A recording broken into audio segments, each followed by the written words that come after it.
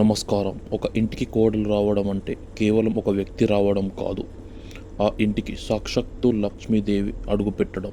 కానీ నేడు కాలంలో కోడల్ని ఒక పరాయి వ్యక్తిలా చూస్తున్నామా, లేక ఇంటి గౌరవాన్ని పెంచే శక్తిగా గౌరవిస్తున్నామా? కోడల్ని ఎలా చూసుకుంటే ఆ ఇల్లు ఆనందమయం అవుతుంది?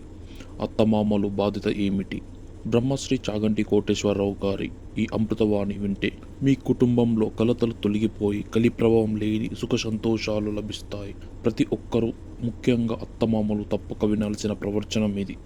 లోకంలో ఎవరికైనా సరే జన్మతః ఉండేటటువంటి అనుబంధం తల్లిదండ్రులతో ఉంటుంది. ఎందుకంటే ఈ శరీరాన్ని ఇచ్చినటువంటి వాళ్ళు జననీ జనకులు. కానీ పురుషుడి విషయంలో కన్నా స్త్రీ విషయం దగ్గరికి వచ్చేటప్పటికీ పెళ్లి అయిన తరువాత, అందుకే పుట్టుకతోనే ఆడపిల్ల అంటారు. ఆడపిల్ల అంటే ఆడ అంటే అక్కడ అని. ఆడపిల్ల, ఈ పిల్ల ఇక్కడ ఉండదు, అక్కడికి వెళ్ళిపోతుంది. అక్కడ కుటుంబంలో శాశ్వత సభ్యత్వం అమ్మాయిది. అక్కడ ఇంటి పేరు ఎడుతుంది, అక్కడ గోత్రం పెడుతుంది తప్ప ఇక్కడ ఇంటి పేరు తాత్కాలికం, కొన్నాళ్ళు ఉంటుంది. ఇక్కడి గోత్రం కొన్నాళ్ళు ఉంటుంది. తర్వాత అక్కడిది మాత్రం శాశ్వతం. ఆమె కడుపున పుట్టిన పిల్లలు ఆ వంశానికి చెందిన వారు అవుతారు, ఆ గోత్రానికి చెందిన వారు అవుతారు, ఆ ఇంటి పేరుకి చెందిన వారు అవుతారు. అందుకని ఆ పిల్ల ఇక్కడ పుట్టింది, కానీ అక్కడికి వెళ్ళిపోతుంది. అందుకే ఆడపిల్ల. ఈడ పిల్ల కాదు ఆ పిల్ల. మరి ఈడ పుట్టి ప్రయోజనం? ఆ పిల్ల నడవడి చేత ఇద్దరినీ ఉద్ధరిస్తుంది, పుట్టింటి వారిని మెట్టినింటి వారిని. ఇందులో చిత్రం ఏమిటంటే పెళ్లి కానంత వరకు తండ్రిది అగ్రస్థానం. తండ్రి పరమ పూజనీయుడు. పెళ్ళైన తరువాత కూడా తండ్రి పూజనీయుడు, అది నిస్సందేహం. కానీ ఒక్కసారి ఆడదానికి పెళ్ళైపోతే కోడలు వచ్చిన తరువాత పరవశించిపోయేవాడెవరు అంటేట మామగారట. మామగారు అంత ఆనందపడిపోతాట, నా కోడలు అని. ఎక్కడో పుట్టిన పిల్ల, ఎవరింట్లోనో పుట్టింది. ఆ తండ్రి ఎంత ప్రేమతో పెంచుకున్నాడో, ఆ తండ్రికి ఎంత బెంగో ఆ పిల్ల మీద. ఆమె సంతోషంగా ఉండాలి, సంతోషంగా ఉండాలి, సంతోషంగా ఉండాలి, ఎన్ని నమస్కారాలు చేస్తాడో. ఆయన కూతురు ఇంటి పేరు మార్చుకుందా, గోత్రం వదిలిపెట్టేసిందా, తన తల్లిదండ్రులను వదిలేసిందా, తోబుట్టువులను వదిలేసిందా, స్నేహితుల్ని వదిలేసిందా, నా కొడుకుని నమ్ముకుని వాడి చిటికిన వేలు పట్టుకుని నా ఇంటికి వచ్చేసిందా, వాడితోడిదే తన జీవితం అంతా అని నమ్మిందా? నా పెద్దరికం దేనికి? ఆ పిల్ల మనసు బాధపడకుండా చూడవలసిన ప్రధాన కర్తవ్యం ఆ ఇంటి పెద్దగా, మామగారిగా నాది. నా ఇంటి కోడలు వచ్చిందనుకోండి, నా కోడలు యోగక్షేమాలు చూడవలసింది నేను. ఆమెకి భర్తగా దైవం కావచ్చు, కానీ వాడు నా మాట వినవలసిన వాడు. వాడు నా కోడలితో ఏ పింకితనం చేసినా, వాడి వలన నా కోడలు మనసు బాధపడ్డా, వాణ్ణి పిలిచి చూపుడు వేలు చూపించి, కోడల కంట నీటి బిందువు పడ్డానికి వీల్లేదు, ఒళ్ళు దగ్గర పెట్టుకో అని చెప్పవలసింది నేను. ఏమ్మా సంతోషంగా ఉన్నారా, ఇద్దరూ కలిసి సంతోషంగా అలా వెళ్ళిరండి అని వాళ్ళిద్దరూ చక్కగా వెడుతుంటే చిలకా గోరింకల్లా చూసి మామగారు మురిసిపోతాడు. మామగారుట జీవితంలో కోడలి యొక్క సుఖం కోసం అంత పరితపిస్తాట. అందుకే ఆడదానికి పెళ్లి చేసేటప్పుడు భర్త ఒక మాట అడుగుతాడు, నువ్వు గుండెలు బాదుకుని ఏడుస్తూ నా కంట ఎప్పుడూ కనపడకుండెదవుగాక అని చెప్తాడు. కానీ అటువంటి ఆడదాని జీవితంలో గొప్ప నష్టం అంటూ జరిగితే ఎప్పుడు అని అడిగారు. మామగారు వెళ్ళిపోయిన రోజున. అంటే మామగారు వెళ్ళిపోవడం అంటే మామగారి శరీరం ఏ రోజున పడిపోతుందో, ఆయన ఏ రోజు మరణిస్తాడో ఆ రోజు మాత్రం కోడలు ఏడవలసిన రోజే అన్నారు. ఎందుకంటే ఇక తనని అంత ప్రేమించి ఆమె కోసం ఎప్పుడూ ఆలోచించి సంతోషంగా ఉండాలని తాపత్రయపడేటటువంటి వ్యక్తి వెళ్ళిపోయాడు. ఆయన వెళ్ళిపోయాక ఇక ఆ స్థానంలో అలా ఆలోచించి పెద్దరికంతో కూర్చునేవాడు ఇక ఉండడు. అలా ఇంటికి పెద్దరికం వహించి కోడలంటే అంత ప్రేమట. అందుకే తొలిచూలు మొట్టమొదటిసారి గర్భిణి అయితే భర్త వచ్చి అడవి పంది ముళ్ళుతో సీమంతో ఉన్నయనం చేస్తాడంటే పాపట ఇక్కడ వరకు తీసి దువ్వుతాడు. దువ్వితే మొదటి కానుక ఎవరిస్తారంటే మామగారిస్తాడు. సూడిదా అంటారు. సూడిదా అంటే కానుక. ఎవరిస్తారంటే మామగారిస్తాడు.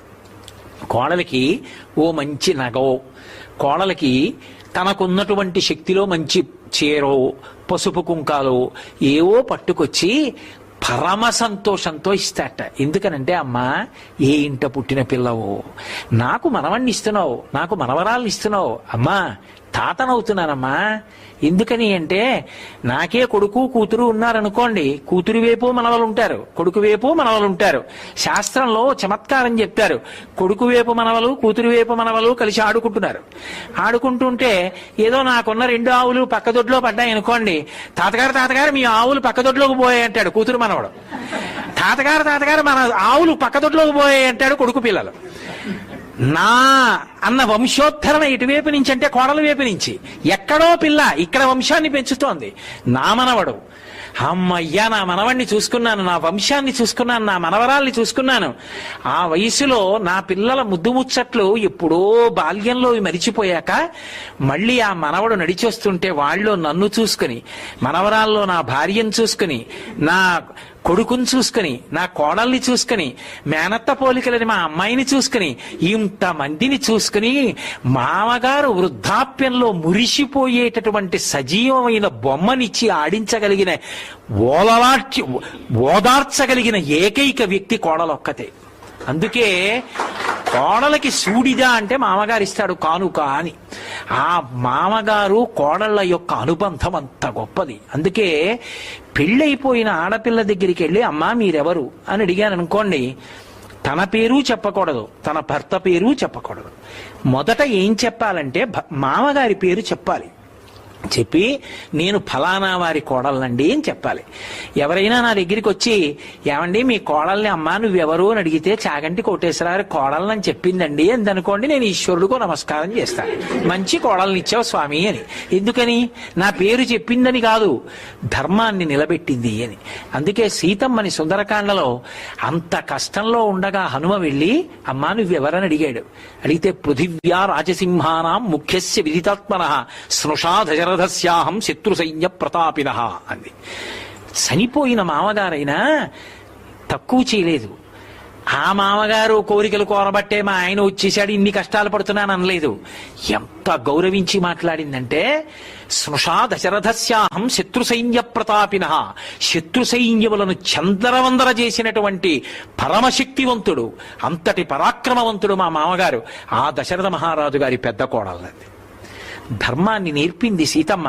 అందుకే మామగారు చనిపోయిన తరువాత ఆఖరికి సంవత్సరీకం కానీ తద్దినం కానీ పెట్టవలసి వస్తే, ఆ చనిపోయిన రోజు వస్తే, ఆ వచ్చిన రోజున దీపం పెట్టాలి. దీపం పెట్టి తద్దినం పెట్టాలి. తద్దినం పెట్టవలసి వస్తే అధికారి ఎవడు అంటే తనూభవుడు అంటారు, శరీరంలోంచి వచ్చిన కొడుకు. ఆ కొడుకు అక్కడే ఉన్నా పితృదేవతలు తీసుకోరు. కోడలు దీపం వెలిగించాలని కోరుకుంటారు.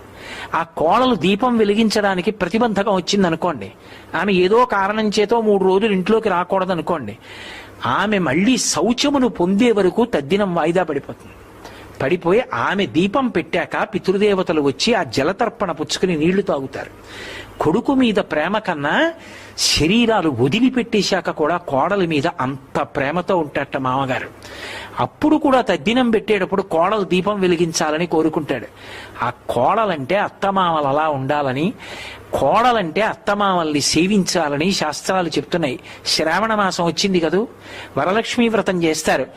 వరలక్ష్మీ వ్రతంలో లక్ష్మీదేవి చారుమతికి దర్శనమిచ్చేందుకు అనుగ్రహించింది. ఒక్కటే మాట చెప్పారు, శ్వశ్రు శ్వశురయోర్ముదా అని చెప్పింది భవిష్యోత్తర పురాణం. ఆమె అత్తమామల్ని సేవించింది. ఈ సేవించడం అంటే, మామయ్య గారండి ఈ పలహారం చేయండి, మీకు పడదు, ఇది తినండి, కన్న కూతురు కన్నా కూడా ధైర్యంగా చెప్పింది. మీకు ఒక పెద్ద రహస్యం చెప్పన అనుష్ఠానంలో. ఒకసారి మామగారు దీక్షలో ఉంటే, దీక్షితుడై ఉండగా, అది చాలా పెద్ద పెద్ద దీక్షలయ్యి ఉంటే, కడుపున పుట్టిన కూతురు కూడా వండకూడదు, కోడలు వండి పెట్టాలి. కోడలకు అధికారం ఉంటుంది. అంత గొప్పది కోడలంటే. అందుకే శ్వశ్రు శ్వశురయోర్ముదా. చారుమతి ఏం చేసింది అంటే, అత్తగారిని మామగారిని సేవించింది. మా ఆయన సంతోషం వాళ్ళతో ముడిపడింది.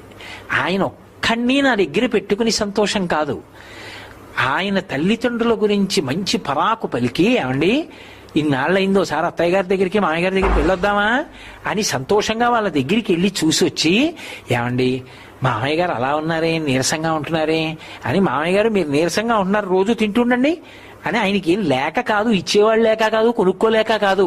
ఓ బిస్కెట్ల ప్యాకెట్ ఇచ్చింది అనుకోండి, ఎంత మురిసిపోతాడో చంటి పిల్లాళ్ళ తట్టుకుని. నేను నీరసంగా ఉన్నానంటండి, మా కోడలు ఓ బిస్కెట్ల ప్యాకెట్ ఇచ్చింది రోజు తినమని అని పొంగిపోతాడు.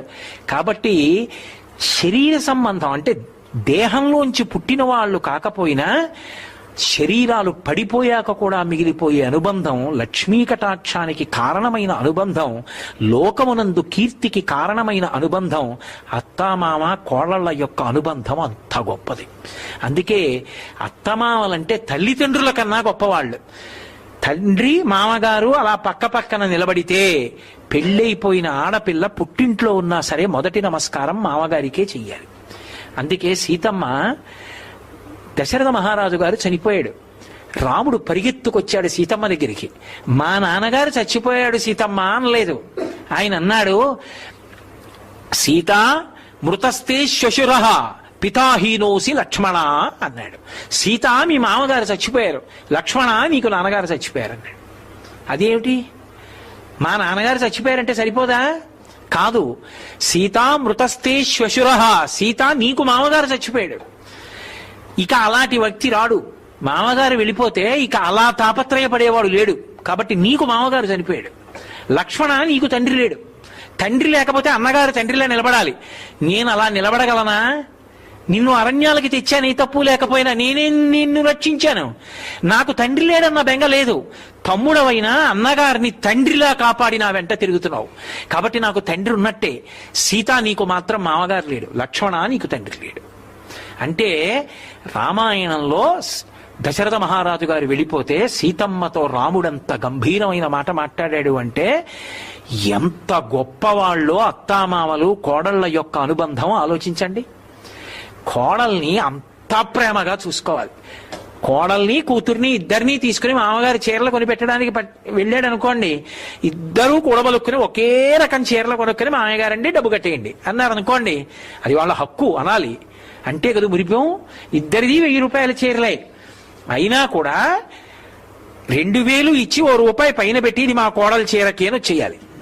కోడలకి 1001 రూపాయి చీర, కూతురికి 1000 రూపాయల చీర.